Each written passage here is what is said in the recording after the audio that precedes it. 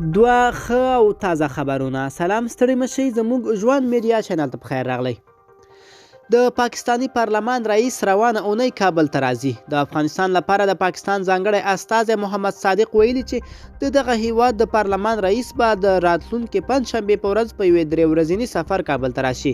نوموړي ویلي چې کابل ته د اسد قیصر د سفر موخه د دوه اړخیزو اړیکو پیاوړتیا او د اختلافاتو له منځه وړل دي. پاکستانی پارلمان رئیس وروسته تر هغه کابل ته راځي چې په دې وروستیو کې د افغانستان او پاکستان ترمنځ اړیکې ځانګړې توګه سوداګریزې اړیکې څه ناڅخې شوې دي او پرون له 4 کلن ځنډ وروسته د غلام خان بندر له لارې پر افغاني محصولاتو بار څو موټرونه پاکستان ته رسیدلي دي. افغان حکومت تر اوسه په دې اړه څه نه دی ویلي.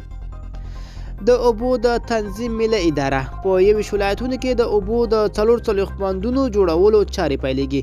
افغان حکومت وایي چې ډیر ژر به په هیواد کې د اوبو د 44 نورو بندونو د جوړولو چارې هم پیل شي.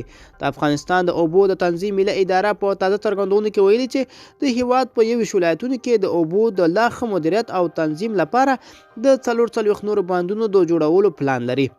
دغه اداره وایي چې یاد بندونه به تر ډیره په پکتیا، زابل، پکتیکا، ارزګان، غزنی، میدان وردګ، فاریاب، غور، بادغیس، کونړ، نورستان، پروان او یو شمېر نور ولایتونو کې جوړیږي. دغه بندونو شمېر 440 ته رسیږي او حکومت وایي چې ژر به یې په اړه بشپړ معلومات خپاره کړي. دغه راپورونه داسې مهال خپریږي چې تازه په نیمروز کې د کمال خان بند پرانیستل شوی او ټاکل شوی چې ولسمشر په نږدو ورځو کې په بدخشان کې هم د اوبو یو مهم بند پرانیزي.